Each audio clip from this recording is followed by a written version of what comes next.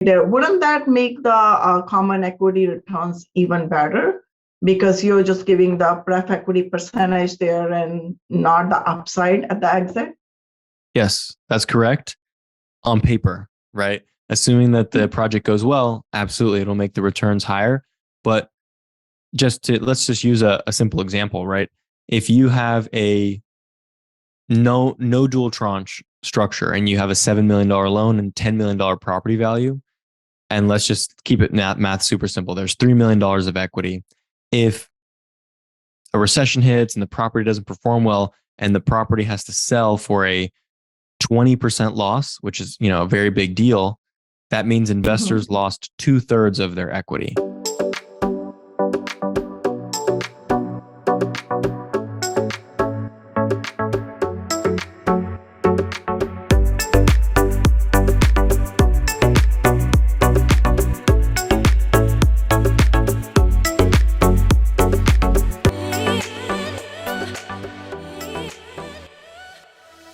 This is the Real Estate Vibe Show, and I'm your host, Vinki Loomba, a commercial real estate investor. And today I have a very, very special guest, Rob Beardsley, with me again. Welcome, Rob, to the Real Estate Vibe Show. It's good to be back. A little bit about Rob. Rob oversees acquisitions and capital markets for Lone Star Capital and has acquired over $350 million of multifamily properties. He has evaluated thousands of properties using proprietary underwriting models and published the #1 book on multifamily underwriting, The Definite Guide to Underwriting Multifamily Acquisitions. Actually, Rob has published another book last year, Structuring and Raising Debt and Equity for Real Estate. And in the last episode number I do not remember, we talk about debt. Structuring debt. And today we're going to be talking about how to structure equity. So Rob, before we get started, if you can briefly introduce yourself, tell us a little bit about yourself, who you are, how did you get here? Sure. So I am the founder of Lone Star Capital. We are a 5-year-old multifamily investment firm based here in New York City, focused exclusively on Texas workforce housing. So we own multifamily property in Dallas and Houston primarily. And we also have vertically integrated operations that we've built in-house based in Houston as well. And our investors range from high net worth individuals to family offices and private equity firms. Great. I recall last time we talked about debt and we talked about Fannie Mae, Freddie Mac, bridge loans, floating rate, fixed rate. And then we also talk about the different structures, yield maintenance, waterfall, step-down approach, even recourse and non-recourse loans. We covered a lot. So this week, I would like to ask you about the equity. So let's start in a very simple way, like we did last time. If you can shed some light on what exactly equity is, or how would you define equity, or what is its significance? Yeah, so equity in our business is the equity capital that is subordinate to the debt. So when looking at a basic capital structure, potentially, let's say 70% of the money required to buy the project and manage it and renovate it comes from the lender. And then the remaining comes from equity. And that equity can be made up by, an individual's equity. It could be syndicated equity across a handful of investors. It could be done in a joint venture. So there's different ways to structure equity, but very simply, it's the equity is the actual owners or owner of the real estate, and it again is subordinate to the debt that is in place on the project. When you say owner of the real estate, so there is two kind of investors in a real estate investment project. There's limited partners, there are general partners.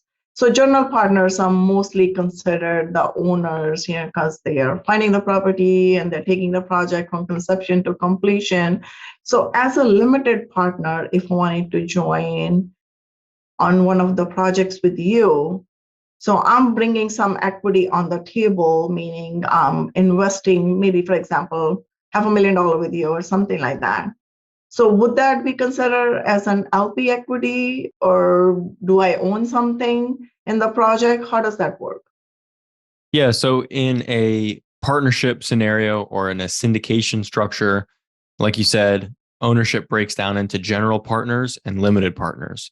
And limited partners are partners that are contributing equity, and in exchange, they're getting a percentage ownership, but they don't have any day-to-day responsibilities.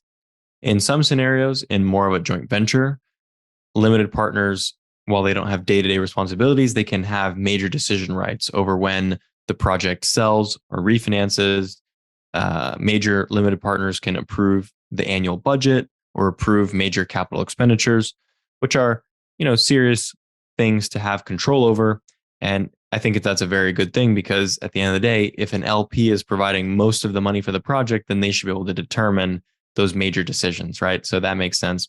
However, in a syndication where there's, let's say, 100 limited partners, then Mhm.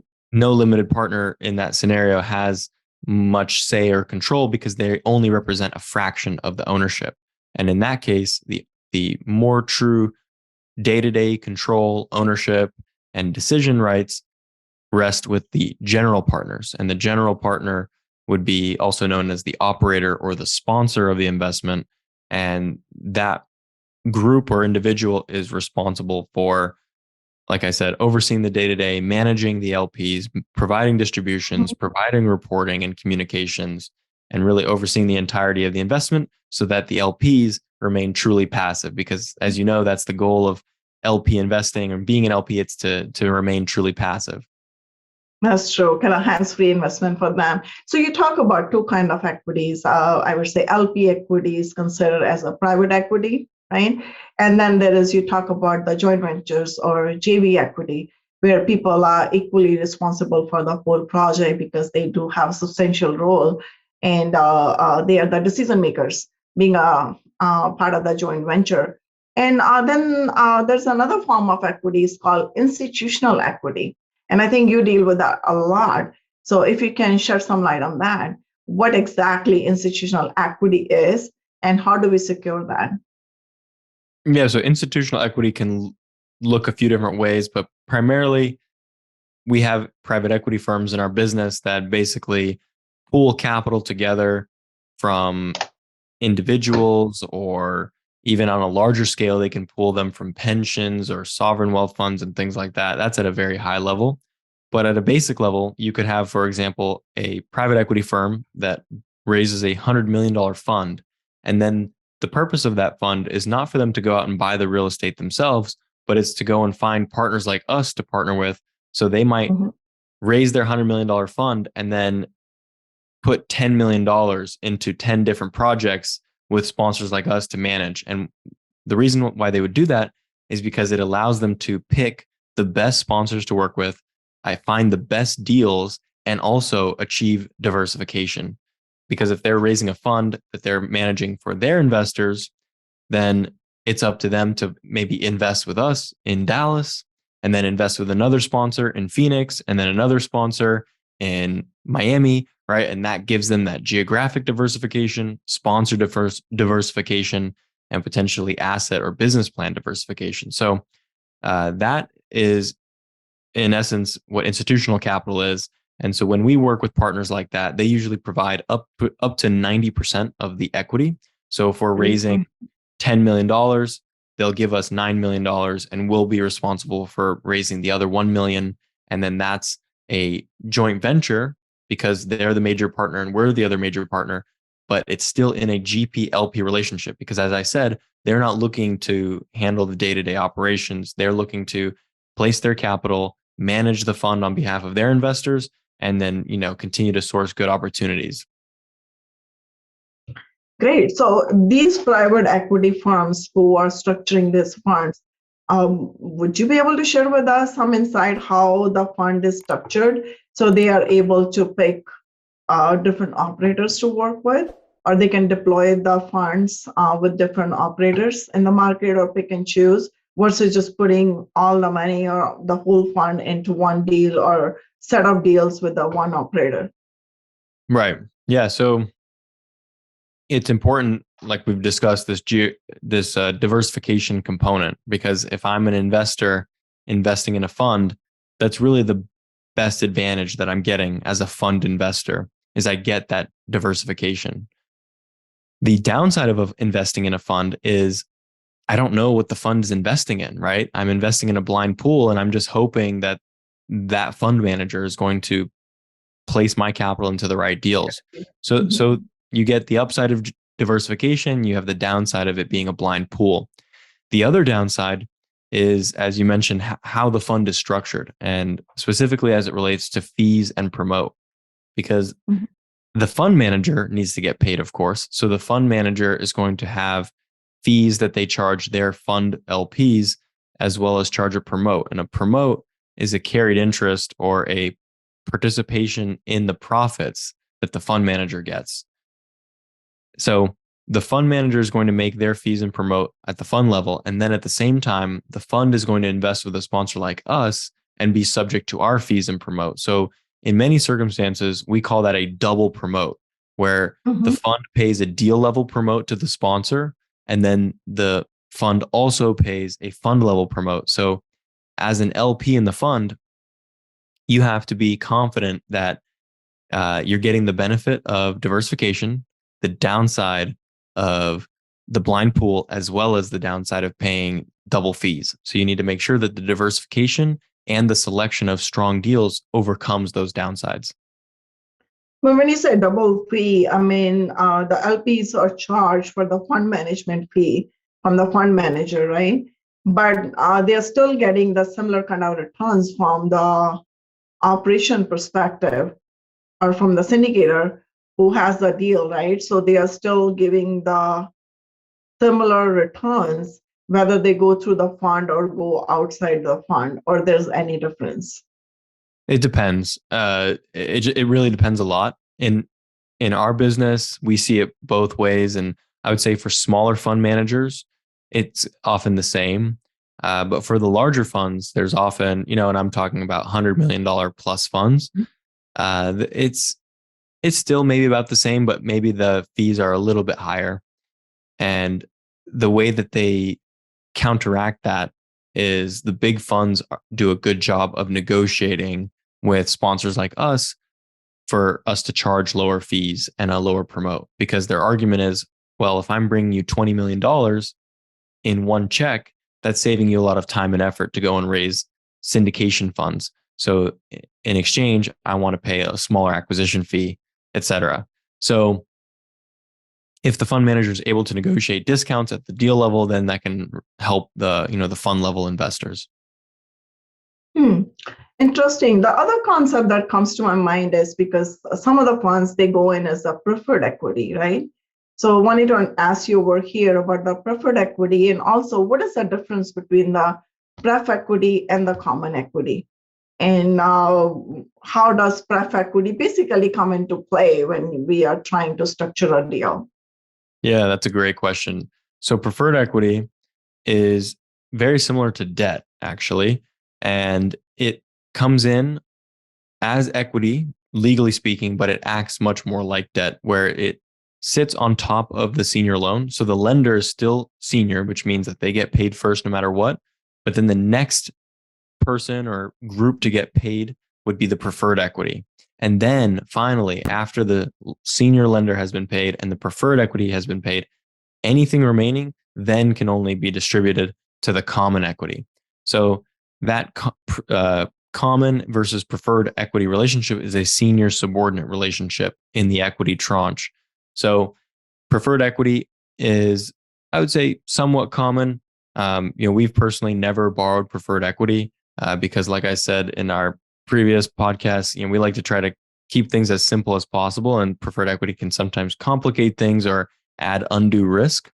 But it still is a tool that can be very helpful, where if you are very confident in the deal, or if you're struggling to raise all the capital that you need, preferred equity can be a great solution for both of those things. Because like we talked about on the last show, leverage magnifies outcomes. So if you have a great deal and you add on the additional leverage that preferred equity is, it's going to increase the returns. And the way that works is preferred equity, you might only have to pay 12, 13% to, and then you get to keep all the upside above that. So if you think the deal equity returns are higher than that, then it might make sense to you to actually leverage preferred equity so that you can take your returns from, 16 to 20%. That's true, and you keep the spread. Yeah, I mean, that's a good side to it, to the pref equity. But let me ask you this. In your book, I read something called dual tranche equity structure. And I have seen that in my deals too, actually, that structure being placed. But I wanted to learn from your experience, what exactly is dual tranche equity structure and how do people leverage that? Yeah. So the dual tranche structure has grown a lot in popularity. So like you said, there's a lot of deals out there that have this structure where there's a class A and class B equity tranches.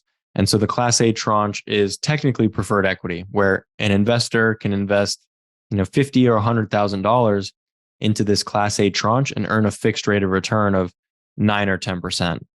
And Mhm.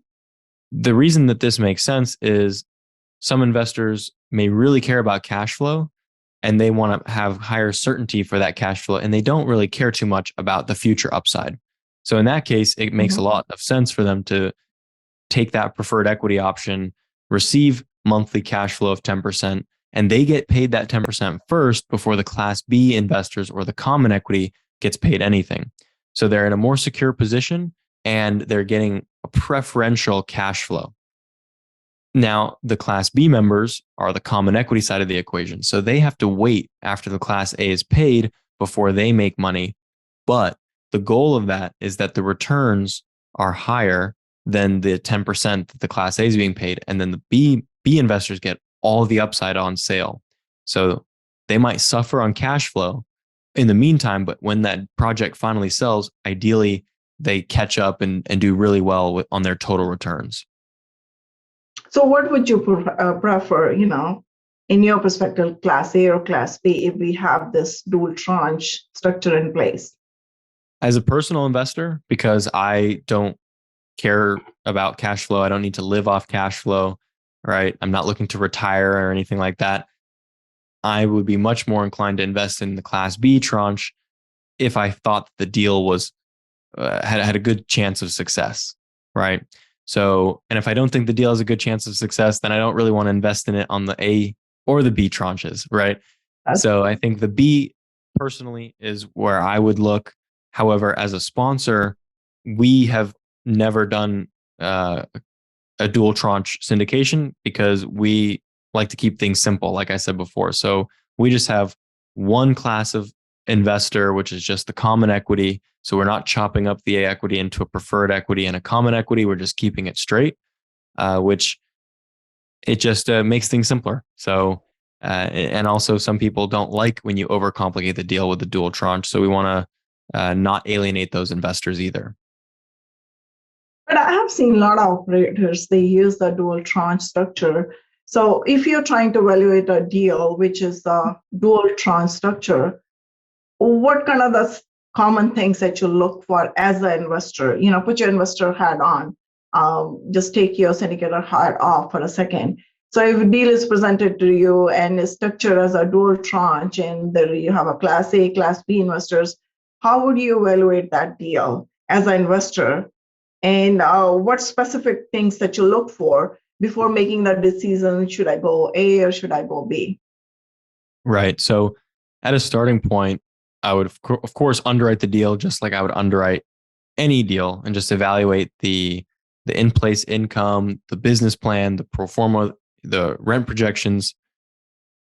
But specifically relating to the dual tranche, I would actually look at the, technically speaking, all-in leverage that the Class A tranche provides. What that means is if the senior loan is $7 million and let's say property value is 10 million, that's a 70% LTV. And then let's say the sponsor is raising an additional $1 million of Class A preferred equity investors. I would actually take that $1 million and add it on top of the $7 million loan. And now the total preferred equity basis is $8 million. So the total leverage there is 8 million over the $10 million purchase price. So that's 80% LTV there on the preferred equity. So I would evaluate that metric and make sure that they're not raising too much Class A. Because if there's too much Class A, that's going to eat into the returns of the Class B. And it's also going to make the Class B investment riskier because there's so much Class A that is sitting in a preferential position to my Class B ownership. So that's something to evaluate. The other thing to evaluate is the interest rate or the cost of that Class A. So if the Class A investors are earning 10% every month, I want to analyze the all-in interest rate between the senior loan and the preferred equity and see what that debt service coverage ratio is and see how much income the property is really producing to be able to pay not just the loan, but also pay that Class A preferred equity. So those are the factors. You're really just kind of evaluating it as like another loan on top of the senior loan. So, but if the Class A equities raised more, let's say you say 80% leverage, maybe say 85% leverage right there, and rest 15 is the equity, the common equity right there. Wouldn't that make the common equity returns even better? Because you're just giving the pref equity percentage there and not the upside at the exit? Yes, that's correct on paper, right? Assuming that the project goes well, absolutely, it'll make the returns higher. But let's just use a simple example, right? If you have a no dual tranche structure and you have a $7 million loan and $10 million property value, and let's just keep it math super simple. There's $3 million of equity. If a recession hits and the property doesn't perform well and the property has to sell for a 20% loss, which is, a very big deal, that means investors lost 2/3 of their equity, right? Because they had $3 million of equity. The property sold for 8, paid $7 million back to the bank, and there's $1 million left. So they started with 3, ended up with 1. That's a pretty bad example. I'm sorry to be using such a horrible example, but just to paint the picture, that's what would happen in a common equity scenario. But now let's say instead of using common equity, single equity tranche, let's say we use dual tranche where the Class A is $1 million and then the Class B is $2 million. That same 20% loss would result in the Class B investors losing all of their investment, right? The Class A investors would get all their money back, right? Because the $8 million sale would give $7 million back to the bank and $1 million back to the Class A investors, and the B investors would get nothing. So like you said, when the deal performs well, it makes the returns even better. But in a downside scenario, it's going to hurt even worse. Thanks for sharing that example. I really like that. But let me ask you this question over here. How do you decide how much equity needs to be raised for a particular project? It dependent on the loan amount, or you decide, before even considering the loan amount that I should raise 20% and then just try to secure 80% debt? Yeah, we definitely look at it as debt first. So we look at the business plan and we identify what the appropriate loan is for the deal and the business plan and what the goals are of our investors. And we try to match all those things together. And then that will help determine how much equity we need to raise. And then on top of that, we will look at the renovation budget, the closing costs, reserves, and fees. And that pretty much wraps it all together into the total amount of equity that we need to raise for the project. Oh, interesting. And earlier we were talking about this pref equity or private equity versus common equity. And then we're trying to look into some of the benefits and some of the drawbacks, right? So benefits we consider you could have better returns if the deal performs well. And the drawback is it's much more risk if you have a pref equity in place. And if the deal goes south, you might end up losing all your money, right? So Yes. Is that the case with all the institutional funds or all the equity raised from the institutions? Well, no. So institutional equity, it can be structured in different ways. A lot of firms, there's certainly preferred equity providers out there, but there's also institutional or JV equity that's providing LP equity, which is common equity, and there's no subordination involved in that deal structure. So in this scenario, I will ask you, considering all the different type of equities, institutional, private, pref, or common, what are some of the strategies you can employ to navigate some of the challenges more effectively? So our investors' money is secured. We are giving the returns back as we promised. So what are some of the steps you have taken in your experience that work for you? Yeah, evaluating the business plan and the risk level of the deal and making sure that we feel comfortable with the downside before we get involved in the project, right? We all like to focus on the upside and get excited about the deal, but we do need to stress the downside and make sure that we can survive the downside scenario, right? The downside scenario might not be pretty, but we have to be able to survive. That's the most important thing. And so we talked about this primarily on the last show when we talked about things like a longer loan maturity to protect your downside, or having a stronger debt service coverage ratio, which means there's more income buffering your between your income and your debt service. So those are the factors that we like to look at. And then, our investors all the time ask us, what's the break even occupancy for this investment, right? Because they want to know occupancy can dip to a certain level and we'll still be able to pay the mortgage and still be able to cover our expenses, right? Because that's the last thing you want to do, is have property performance dip because of a problem or because of the market and not be able to pay your loan, because then the lender's after you and that creates problems. So those are the risks that we absolutely look to avoid and make sure that are under control. Interesting. So let me ask you this. I'm going to combine this question with our previous episode and this episode. Last time we talked about debt, and today we are talking about equity.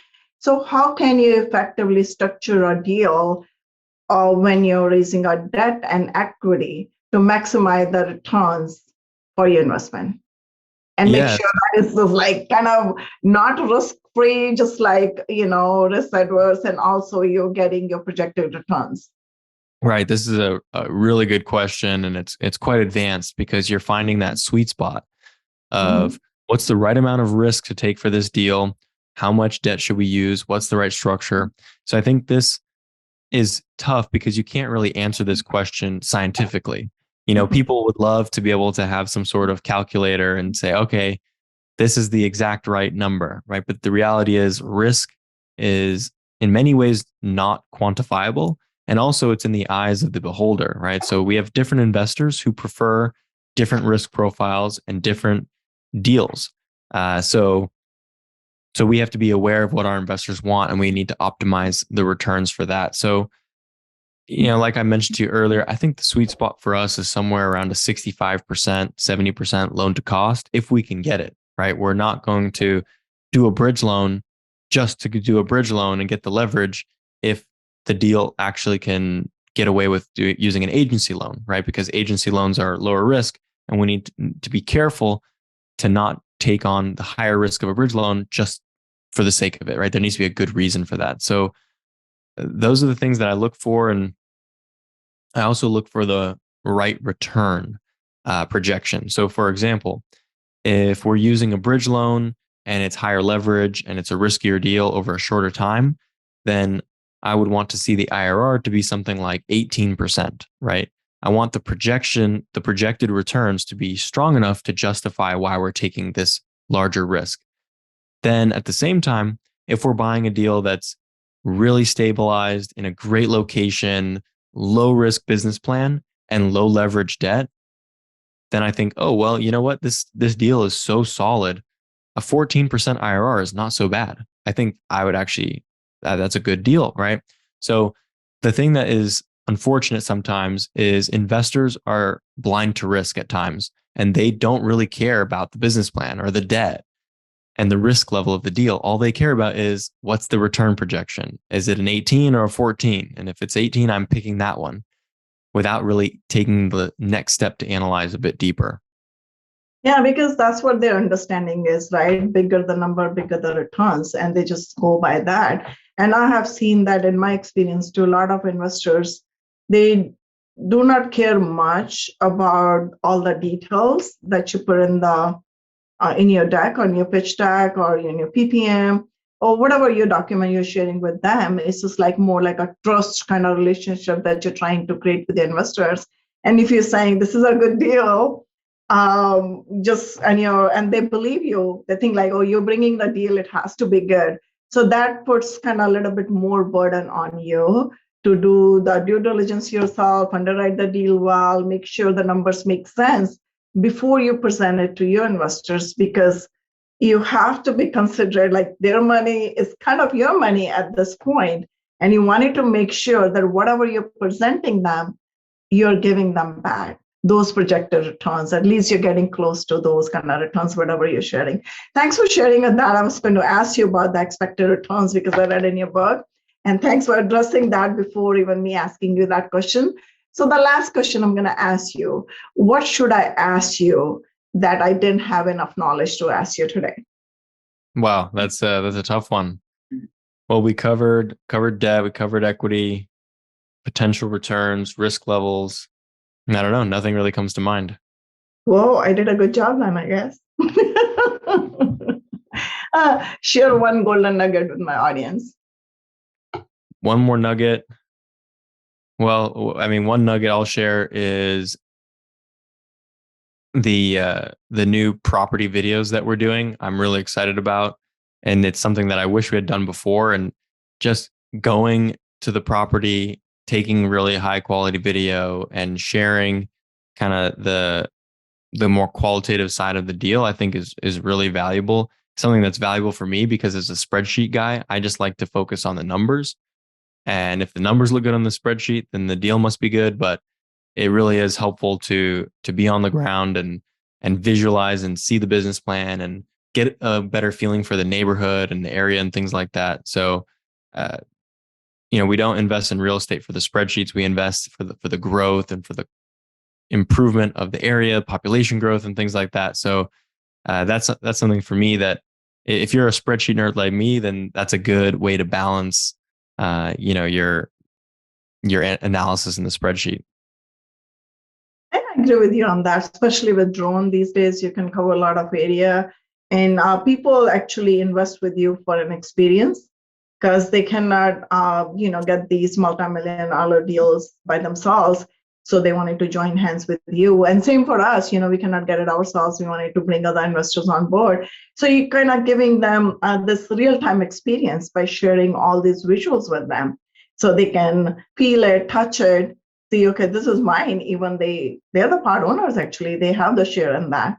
So you're giving them the real lifetime experience. I love that. Thank you. So this brings us to a rapid fire round. I'm going to ask you 5 questions. You're going to answer in 1 word or 1 sentence only. Are you ready? Yes. All right. The first one is, if you could invest in only one asset class for the next 10 years, which would it be and why? Well, that's a loaded question, of course, because I'm in the business of multifamily investing. So I would have to pick multifamily, but not necessarily, I'll answer it this way, not necessarily because I think multifamily is the best in the world and it's the best asset class. I pick it because it's my expertise. And so I think it's important to invest in your sphere of knowledge or to invest with people who are investing in their sphere of knowledge, right? So sticking to your expertise is much more valuable than necessarily chasing the new shiny object that you think might be a better opportunity. That's true. I mean, just invest in anything. As long as you're investing, making your money work for you, that's the best thing, regardless of the asset class. I like that answer. What is the best piece of investment advice you have received till now? Due diligence. I like that. That's a good one too. You have to have that in place. If I give you $1 million right now, what would be the first thing that you invest in? Treasuries or a treasury ETF? Interesting. If you could invite 3 famous people, living or dead, to a dinner party, who would they be? Elon Musk. My favorite. Jamie Dimon. That's a good one. And Tom Brady. And why? Why? Tom Brady, I can understand because you come from the football background. Why Elon Musk and Dimon? Elon Musk because he is, he has his hands in everything. He's doing so many different things. So he's one of the most influential people in the world. So that's kind of an easy one. And then Jamie Dimon is kind of one of the biggest leaders in the finance industry, and so he definitely knows our the world's deepest and darkest secrets. Awesome. I like that. Elon Musk is kind of alien, though. He knows everything and he's all over the place. Right. Last question. If you could have a superpower for a day, what would it be and how would you use it? I mean, traveling through time, even just for a day, would be, I think, the best. And I would use it to go back in time to see everything that I don't know where or when I would go, but I would just go. I would certainly be fascinated to go back in time, and maybe I can tinker with history itself. I don't know. So, but how far do you go? You're just like in 20s still, right? I'm just kidding. And what would you change? Not too far, right? Not too far back. No, but if I could take myself back to the early 1900s or something, just to see it. Okay. I don't know. And then learn from there, come back here. Oh wow, that'd be super cool. So, how can people reach out to you, Rob? You can reach out to me and learn more about Lone Star Capital on our website, lscre.com. On our website, you can join our newsletter and also fill out a contact form to get in touch with us, as well as get a hold of some of our resources, including our free underwriting model that we use to analyze multifamily properties. Thanks so much, Rob. I really enjoyed our conversation. Thank you.